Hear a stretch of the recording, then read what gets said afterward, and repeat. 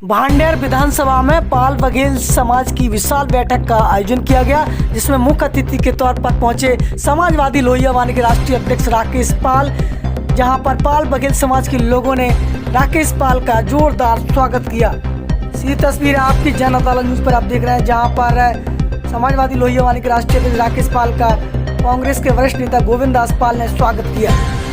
तो सीधी तस्वीर है आपकी जन अदालत न्यूज पर आप देख रहे हैं, जहां पर भांडेर में पाल बघेल समाज की बैठक में पहुंचे कांग्रेस नेता गणेश बघेल का पूर्व विधायक प्रतिनिधि गोविंद दास पाल ने स्वागत किया। इस मौके पर कार्यक्रम का संचालन विनोद पाल भांडेर ने किया। तो सीधी तस्वीर आपकी जन अदालत न्यूज पर आप देख रहे हैं, जहां पर वरिष्ठ कांग्रेस नेता केशव सिंह बघेल एवं वरिष्ठ कांग्रेस नेता जसवंत सिंह बघेल एवं वरिष्ठ कांग्रेस नेता राम सिंह पाल भी मुख्य रूप से मौजूद रहे। इस मौके पर महिला कांग्रेस की उपाध्यक्ष प्रभा पाल का सभी पाल समाज की महिलाओं ने जोरदार स्वागत किया।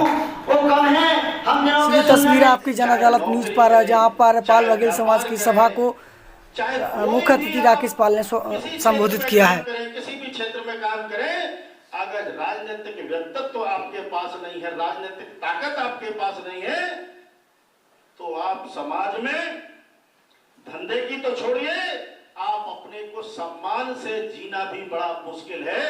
आपकी कोई थाने में, कचहरी में ठीक से आपसे थानेदार, तहसीलदार, एडीएम, डीएम की तो छोड़िए, एक सिपाही भी आपसे सम्मान से बात करने को तैयार नहीं है। तो ये हम आज कह रहे हैं कि हमारी आबादी मध्य प्रदेश में इतनी है, मध्य प्रदेश में 40 से 45 लाख की आबादी है, देश में हम 12 करोड़ 13 करोड़ की आबादी है। इस आबादी को देख करके, गिनती लगा करके अपने आप को ये सोचते हैं कि हम तो बहुत बड़ी संख्या में, हम तो बहुत बड़े ताकतवर हैं। अगर 12 करोड़ की आबादी है, 135 करोड़ पूरे देश की आबादी है, तो हमें अगर पार्लियामेंट के 543 सीटें हैं, उन 543 में हमें 12 करोड़ की 135 करोड़ की आबादी को 12 करोड़ में डिवाइड कर ले, तो हमारी 10 पार्लियामेंट सीटें हमारी कब्जा होनी चाहिए। 10 सीटों पर हमें अधिकार मिलना चाहिए, जो बता रहे थे अभी।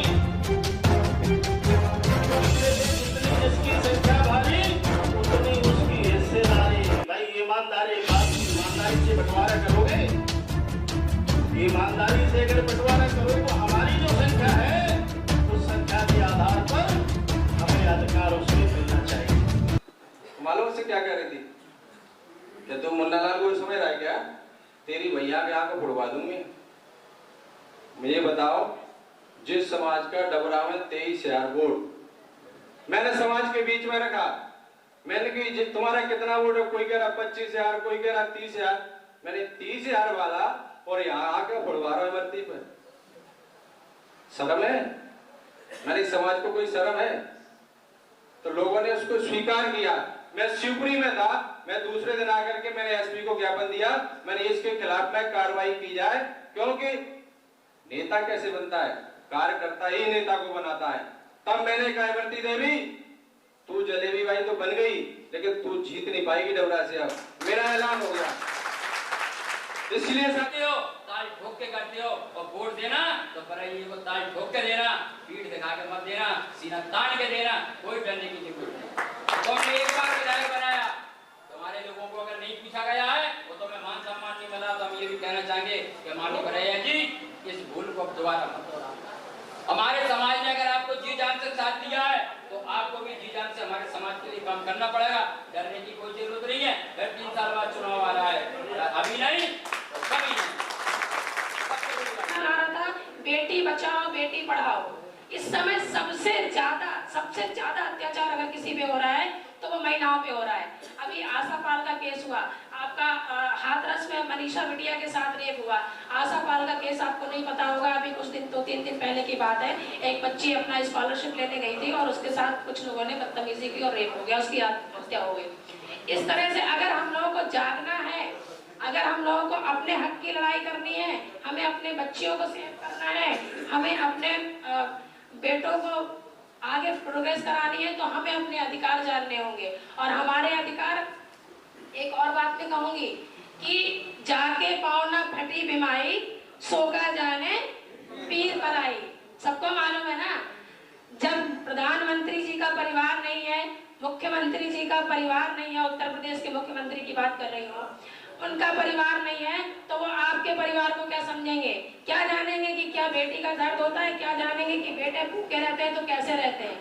इसलिए बीजेपी को हटाना है हम लोगों को और कांग्रेस को लाना है, क्योंकि साथियों, तो मैं कहना चाहता हूँ कि राजनीति करने के लिए हमें संगठन की आवश्यकता है, हमें संघर्ष करने की आवश्यकता है। तो साथियों, हमारा संगठन मैं कहूँगा कि कमजोर तो नहीं है, लेकिन साथियों हम बड़ी देर में इकट्ठे होते हैं, बड़ी देर में जागते हैं, हम बड़ी देर में सुनते हैं। साथियों, समय अब टेक्निकल जमाना है।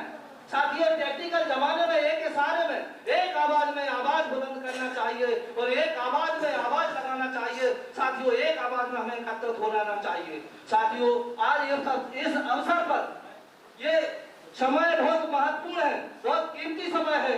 मैं कहना चाहता हूँ कि आज हमको अच्छा और बुरा मैं आप सबके सामने, यदि अपना कहीं भला होगा, यदि अपना कोई भला कर सकता है, तो साथियों हमारा एक लीडर हमारे बीच में होना चाहिए, एक ऐसा लीडर हमारा संरक्षण करने वाला होना चाहिए, एक हमारा मार्गदर्शक ऐसा होना चाहिए, माननीय फूल सिंह बरैया जैसा।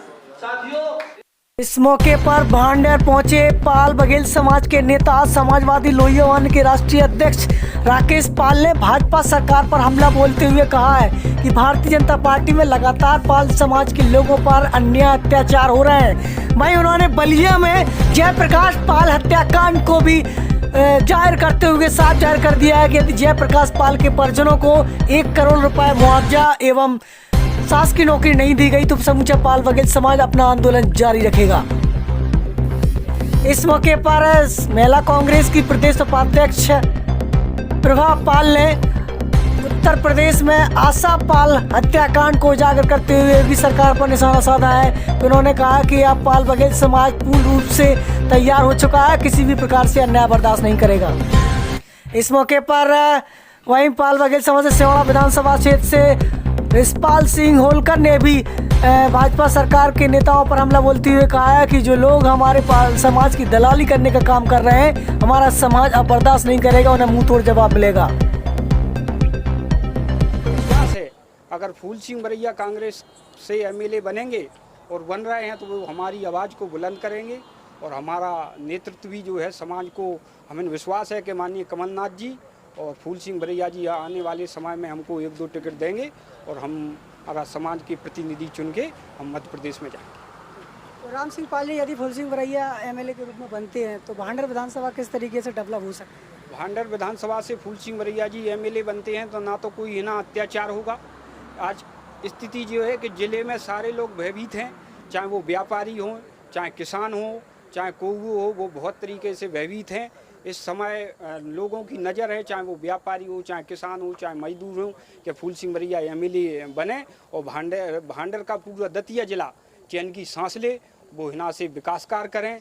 भी आग्रह कर रहे हैं राजा भैया जी कि हमारे पाल समाज के जिनने ठेका ले रखा है और लगातार जो है झूठ कहकर और अपनी समाज को इनने एक संगठन बनाकर पाल महासभा का और इनने गिरवी रख दिया है भारतीय जनता पार्टी में। तो हम पूरे मध्य प्रदेश, चाहे वो मालवा से सीटें हों, चाहे बुंदेलखंड से हों, चाहे चंबल से हो, सबसे बघेल समाज से निवेदन करेंगे कि इस बार हम पूरे कमलनाथ जी का हाथ मजबूत करें और कांग्रेस की सरकार बनाएं तो हमको मान सम्मान मिलेगा। हमारे ठेकेदारों ने बीजेपी में ये गिरवी रख दिया है और हमारे साथ बीजेपी पार्टी अन्याय ही करती है, चाहे वो बलिया की घटना हो, चाहे वो भिंड की घटना हो, कहीं की वो हमारे साथ बहुत अन्याय करती है।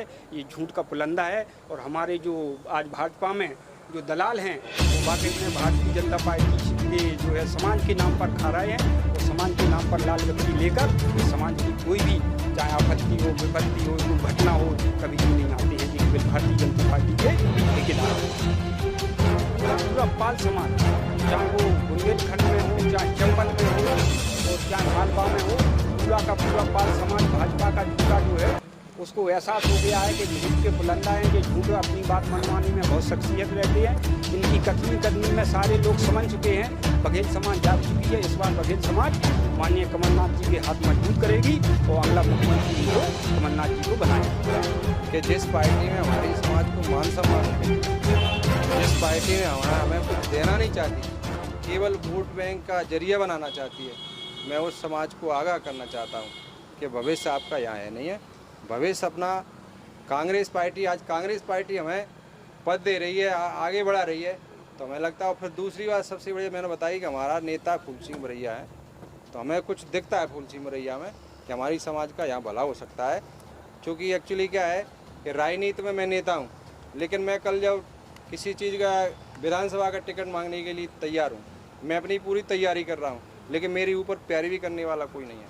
हमें दिखता है ये फूल सिंह बरैया हमारी समाज के साथ कभी अन्याय नहीं होने देगा, ये हमारी पैरवी करेंगे। तो मुझे लगता है ऐसा है कांग्रेस पार्टी हमारा भविष्य बना सकती है। लोग एक हैं और बरैया जी को सब जिताने का काम कर रहे हैं। और यहाँ बरैया जी के सामने ये प्रत्याशी तो काडिमी प्रत्याशी हैं, बरैया ही चुनाव जीतेंगे, अच्छे मतों से जीतेंगे। बात करते हैं कि वो गरीबों की लड़ाई लड़ते आए हैं और जनता उन्हें इस तरह से चाहती है कि यदि कोई बीजेपी से रक्षा कर सकता है तो वो बरैया जी हैं। जो संविधान की तोड़फोड़ की जा रही है शासन में, जो संविधान को खंडन किया जा रहा है, उसको ये लोगों को लग रहा है कि यदि बरैया जी पहुँचेंगे विधानसभा में तो ये संविधान बचा सकते हैं।